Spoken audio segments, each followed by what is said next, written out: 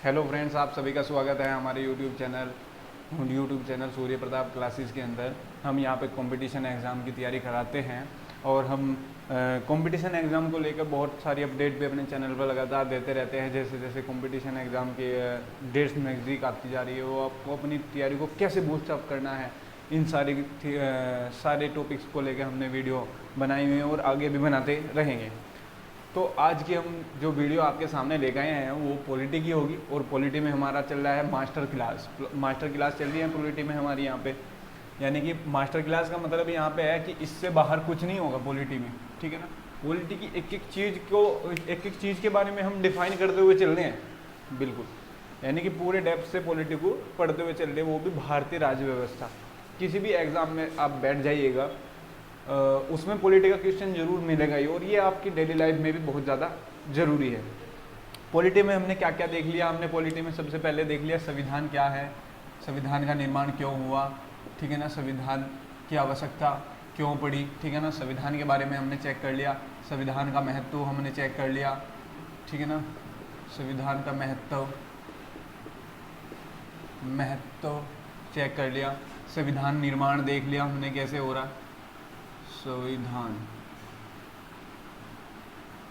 संविधान का निर्माण ये भी हमने चेक कर लिया, ठीक है ना। निर्माण चेक करने का मतलब है हमने सब पढ़ लिया। फिर उसके बाद हमने संविधान सभा का गठन देखा, संविधान सभा का गठन, और यहीं पे हम चल भी रहे थे। पिछली जो वीडियो थी हमारी गठन, ठीक है ना, पिछली जो वीडियो है हमारी वो यहाँ तक इसके ऊपर चल रहे हैं। हम यहाँ पे बनाते बनाते आगे हमने बता दिया था कि इसमें संविधान क्या है, संविधान का निर्माण क्यों हुआ, ठीक है ना, संविधान का महत्व। संविधान के महत्व में एक सबसे इम्पोर्टेंट क्वेश्चन इसमें हमने लिखाया था कि प्रस्तावना भी संविधान में ही है, प्रस्तावना भी संविधान में ही है, संविधान में ही है, ठीक है ना। और इसमें एक और दिखाया था कार्यपालिका, न्यायपालिका और विधायिका, इन तीनों चीज़ों को संविधान क्या करता है, संविधान शक्ति भी प्रदान करता है और इन पे प्रतिबंध भी लगाता है। और संविधान का निर्माण में सबसे पहले हमने देखा 1895 में बाल गंगाधर तिलक ने स्वराज बिल पेश किया था, उसमें सबसे पहले संविधान का दर्शन करे गए। फिर 1922 में महात्मा गांधी ने अंग्रेजों के सामने एक सुझाव दिया था कि भाई संविधान का निर्माण संविधान सभा करेगी बिना बाहरी हस्तक्षेप के। फिर 1932 में एम.एन. रॉय ने अपनी बात कही। एम.एन. रॉय ने कहा कि संविधान सभा का निर्माण नहीं, हाँ, उन्होंने एक बिल पेश किया था और उसमें भी कहा गया था कि संविधान का निर्माण संविधान सभा करेगी बिना बाहरी हस्तक्षेप के। फिर उसके बाद उनकी बात को लोकप्रिय कब किया? 1938 में किसने? पंडित जवाहरलाल नेहरू ने। भारतीय राष्ट्रीय कांग्रेस अधिवेशन चल रहा था लाहौर में, भारतीय राष्ट्रीय कांग्रेस अधिवेशन था वो, उसमें एम.एन. रॉय की बात को प्रसिद्ध किया था किसने? पंडित जवाहरलाल नेहरू ने। फिर उसके बाद क्रिप्स मिशन भारत में आया। क्रिप्स मिशन 1942 में हमारा भारत में आया। क्रिप्स मिशन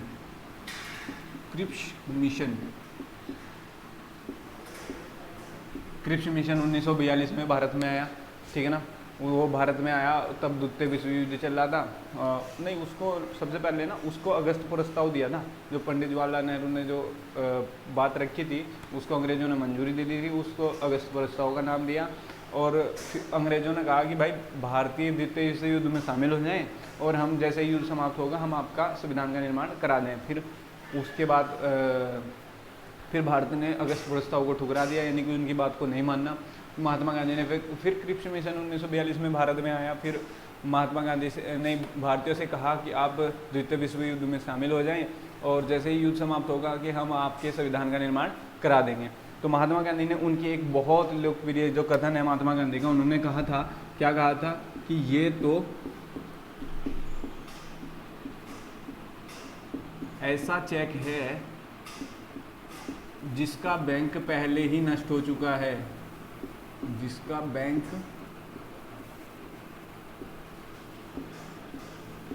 पहले ही नष्ट हो चुका है,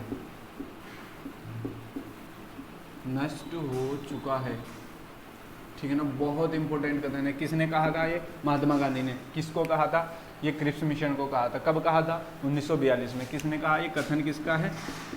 महात्मा गांधी जी का, ठीक है ना, महात्मा गांधी जी का कथन है ये, ठीक है ना, महात्मा गांधी जी का कथन है। 1942 में क्रिप्स मिशन को कहा था। फिर कैबिनेट मिशन आया भारत में, cabinet mission, cabinet mission, cabinet mission कब भारत में आया? कैबिनेट मिशन 1946 में भारत में आया। इसका क्या भारत में आने का क्या उद्देश्य था? इसका कैबिनेट मिशन का भारत में आने का इसका एक सिर्फ और सिर्फ एक उद्देश्य था, हमने बताया अभी तक, संविधान निर्माण कराना, ठीक है ना, संविधान निर्माण कराना। संविधान का निर्माण किसके आधार पर हुआ? संविधान का निर्माण संविधान सभा के आधार पर हुआ, ठीक है ना, ठीक है। यहाँ तक सभी ने देख लिया था। अब थोड़ा सा आगे चलते हैं, इसमें और थोड़ी सी चीज़ें हमने इनमें बता दी थी, पूरी चीज़ें हमने रिकॉल करा दी इस वीडियो में। थोड़ी वीडियो तो लंबी हो जाएगी, फिर भी हमने सारी चीज़ें इसमें एक बार रिपीट करा दी, ठीक है। फिर संविधान सभा का गठन जो हुआ था, हमने बताया था संविधान सभा का गठन, संविधान सभा का गठन, संविधान सभा का गठन किसके आधार पर हुआ? कैबिनेट मिशन के आधार पर, कैबिनेट मिशन के आधार पर। और कैबिनेट मिशन के आधार पर सबसे पहले क्या किया गया? सीटों का निर्धारण किया गया। सीट क्या कितनी बनी? 10 लाख जनसंख्या पर एक सीट बनी। आप सभी को ये पता भी होगा, 10 लाख जनसंख्या पर 10 लाख जनसंख्या पर एक सीट बनी, ठीक है ना। फिर उसके बाद क्या हुआ? पूरे भारत में तब पूरे भारत में कितनी सीटें बनी? 389 यानी कि 389 सीटें बनी पूरे भारत में। यहाँ तक हमने देख लिया था। पूरे भारत में 389 सीटें बनी और किस रेशो पे बनी? जनसंख्या के रेशो पर। जनसंख्या का रेशो क्या था? 10 लाख जनसंख्या पर एक सीट। तब पाकिस्तान भी भारत में ही था, तब की बात है 1946 की, ठीक है ना। और इसमें भी 296 जो सीटें थी वो ब्रिटिश प्रांतों के अधीन थी। ये थी ब्रिटिश प्रांतों के अधीन, ठीक है ना। और कितने ब्रिटिश प्रांत थे? 11 प्रांत थे उस समय, ठीक है ना। और इसमें 93 जो सीटें थी वो देसी रियासतों पे थी। यहाँ तक बता दिया था हमने, देसी रियासतों पे।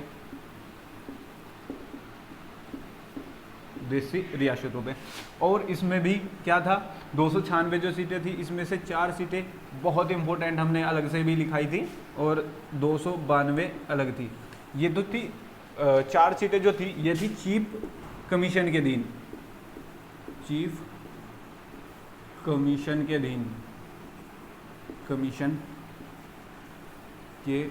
थी ये, ठीक है ना।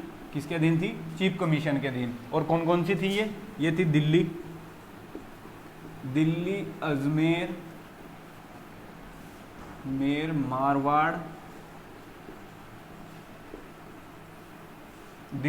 मारवाड़, कुर्ग, बलूचिस्तान।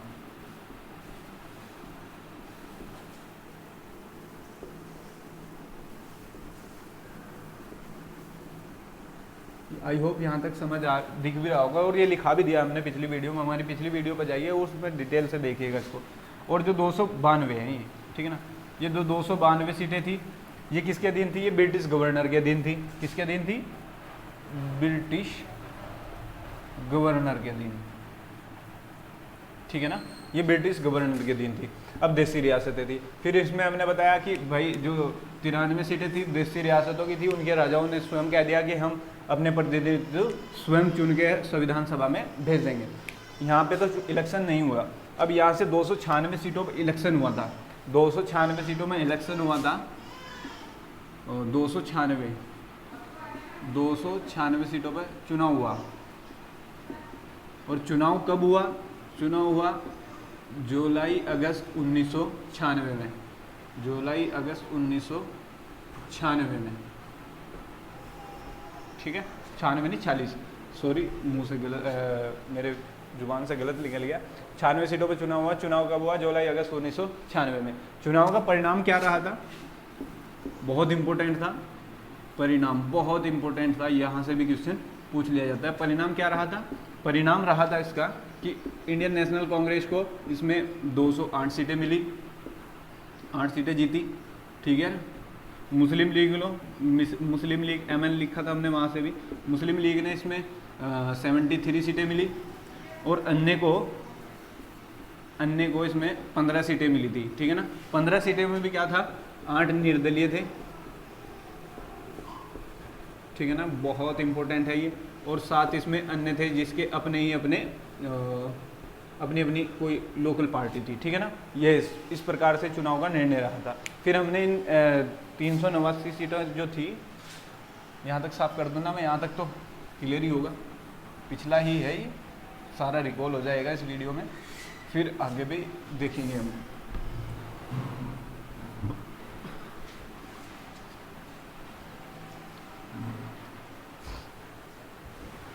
और इसमें एक क्वेश्चन हमने बीच में भी बताया था कि संविधान सभा में कितनी, वो बात में याद आया था मेरे, संविधान सभा में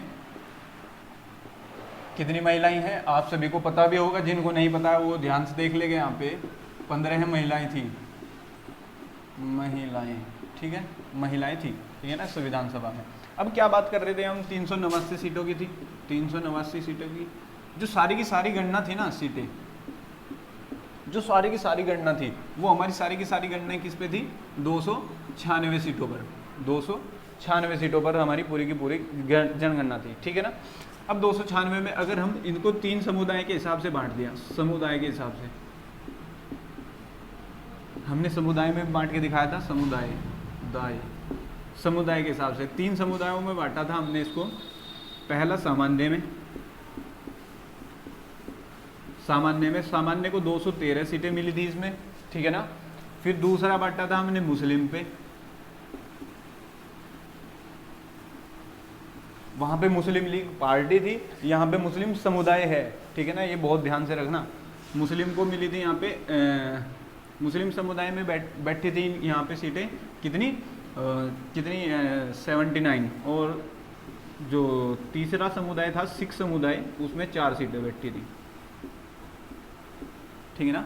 389 जो सारी की सारी गणना है हमारी, वो किस पे है, 296 सीटों पर, ठीक है ना। यहाँ तक सभी के समझ में आया था। फिर इसके बाद हमने क्या लिखाया था कि भाई अभी मैंने बताया कि चुनाव में 296 सीटें थी, 296 सीटें थी, जिसमें इंडियन नेशनल कांग्रेस को कितनी सीटें जीतती थी, इंडियन नेशनल कांग्रेस को 208 सीटें मिली, ठीक है ना। मुस्लिम लीग को कितनी सीटें मिली, मुस्लिम लीग को मिली थी इसमें 73 सीटें। अब मुस्लिम लीग क्या हुआ, मुस्लिम लीग ने क्या किया, जो 73 सीटें मिली थी, ये 389 जो टोटल सीटें थी, उसका जो टोटल सीटें थी, सीट्स लिख लो, उसका 25% से भी कम था। कितना, 25% से कम था, ठीक है ना। देख लो इसका, यहाँ पे आप निकाल भी सकते हैं, ये इससे 25% से भी कम था।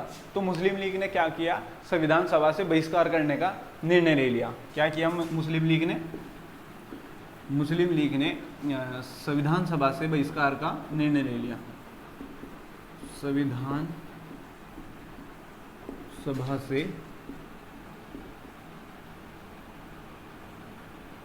बहिष्कार का निर्णय लिया। यहाँ तक मैंने बता दिया था। और इसमें कुछ देशी रियासतें भी थी जिन्होंने संविधान सभा की पहली बैठक में वो हिस्सा नहीं लिया था। यहाँ तक हमने सभी ने देख लिया था। अब थोड़ा सा आगे देखते हैं इससे। ये हमने बता दिया कि संविधान सभा में कुल महिलाओं की कुल संख्या कितनी थी, महिलाओं की कुल संख्या थी इसके अंदर 15, ठीक है ना। अब देखिएगा, सबसे पहले संविधान सभा की पहली बैठक कब हुई, संविधान सभा की पहली बैठक हुई फिर 9 दिसंबर 1946 को। 9 दिसंबर 1946 को संविधान सभा की पहली बैठक हुई, जिसमें मुस्लिम लीग और कुछ देशी रियासतें थी, उन्होंने हिस्सा नहीं लिया। इसमें 9 दिसंबर 1946 को संविधान सभा की जब पहली बैठक हुई, किसकी, संविधान सभा की, संविधान सभा की पहली बैठक हुई। इसमें कुल कितने सदस्य थे फिर, जब हमने इसमें कह दिया कि भाई मुस्लिम लीग और कुछ देसी रियासतों ने हिस्सा नहीं लिया, किस किस ने हिस्सा नहीं लिया, मुस्लिम लीग प्लस ML का मतलब है मुस्लिम लीग, पीछे भी लिखा दिया था, ठीक है ना, ध्यान से देख भी लेना से। आगे जहाँ पे भी ML लिखेंगे हम तो मुस्लिम लीग होगा, और बोल के भी बता रहे हैं मुस्लिम लीग और कुछ देसी रियासतें थी, कुछ देसी रियासतें थी, ठीक है ना, जिन्होंने संविधान सभा की पहली बैठक 9 दिसंबर 1946 को जो हुई थी उसमें हिस्सा नहीं लिया। तो संविधान सभा की पहली बैठक जो हुई थी उसमें टोटल कितने सदस्य उपस्थित थे, उसमें 207 सदस्य उपस्थित थे। कितने सदस्य उपस्थित थे, संविधान सभा की 9 दिसंबर 1940 को जो पहली बैठक हुई थी उसमें 207 सदस्य उपस्थित थे, जिसमें मुस्लिम लीग और कुछ देसी रियासतों ने हिस्सा नहीं लिया था, ठीक है ना। उस 207 सदस्यों में जो सबसे बुजुर्ग थे 9 दिसंबर को ही, जो सबसे वृद्ध थे वो थे डॉक्टर सच्चिदानंद सिन्हा, डॉक्टर सच्चिदानंद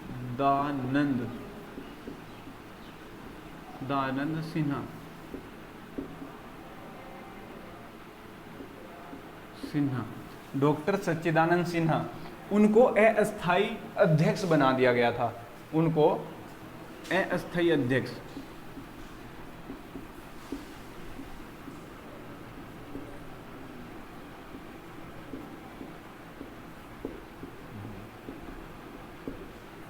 अस्थायी अध्यक्ष बना दिया गया था। किनको बना दिया गया था, डॉक्टर सच्चिदानंद सिन्हा को अस्थायी अध्यक्ष बना दिया गया। फिर दूसरी बैठक हुई 11 दिसंबर, 2 दिन बाद हुई, 11 दिसंबर 1946 को दूसरी बैठक हुई, ठीक है ना, 11 दिसंबर 1946 को दूसरी बैठक हुई, और दूसरी बैठक में सर्वसम्मति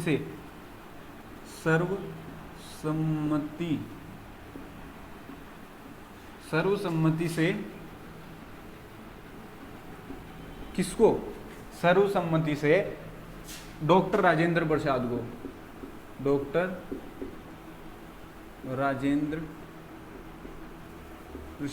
को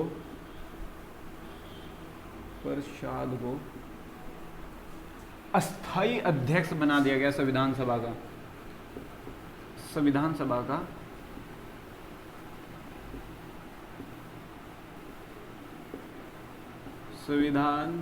का। अस्थायी अध्यक्ष बना दिया गया।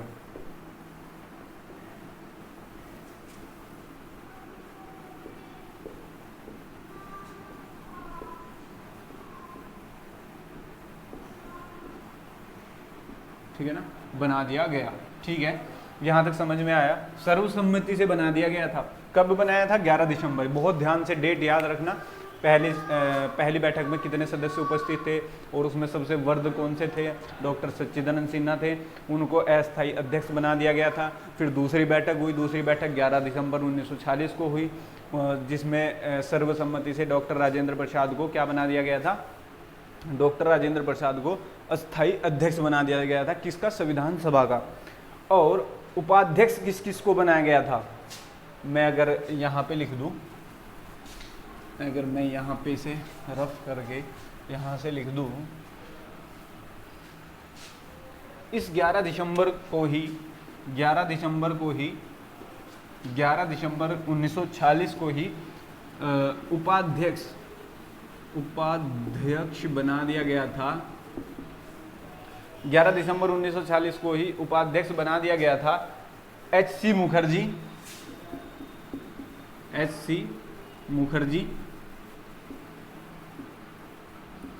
मुखर्जी और टी कृष्णमाचारी को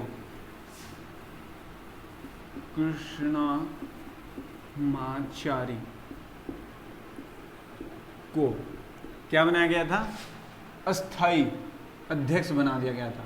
उपाध्यक्ष, अस्थाई उपाध्यक्ष, अस्थाई उपाध्यक्ष बना दिया गया था। कब बना दिया गया था? 11 दिसंबर 1946 को दूसरी बैठक जब हुई थी, ठीक है ना।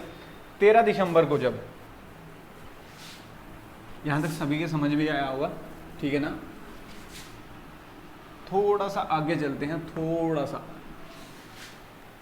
ठीक है ना, थोड़ा सा आगे चलते हैं।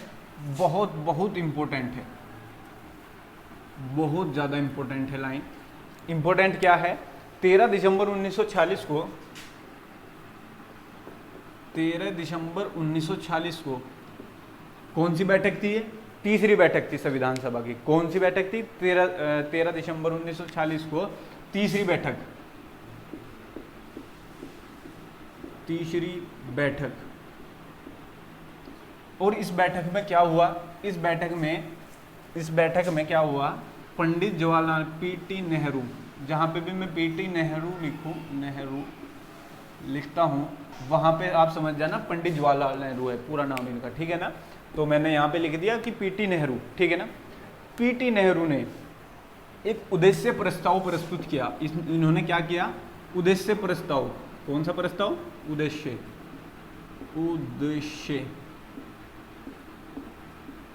प्रस्ताव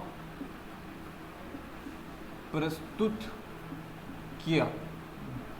बहुत इंपॉर्टेंट है ये। 13 दिसंबर 1946 को तीसरी बैठक हुई, उसमें पंडित जवाहरलाल नेहरू ने उद्देश्य प्रस्ताव प्रस्तुत किया। उसी दिन से, ये भी बहुत इंपॉर्टेंट है, उसी दिन से संविधान निर्माण की प्रक्रिया प्रारंभ होगी। उसी दिन से, किस दिन से? 13 दिसंबर 1946 से। बहुत सारे बच्चों को तो ये भी नहीं पता होगा कब से स्टार्ट किया और कब खत्म का तो सभी को पता है और दिन भी पता है, पर ये नहीं पता कि भाई तारीख कौन सी थी। 13 दिसंबर को, उसी दिन से संविधान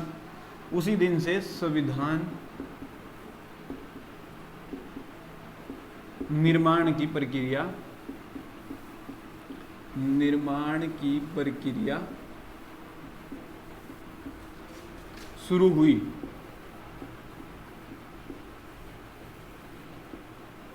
ठीक है ना। यहां तक आई होप यहां तक आपको बहुत अच्छी तरीके से समझ में आया होगा।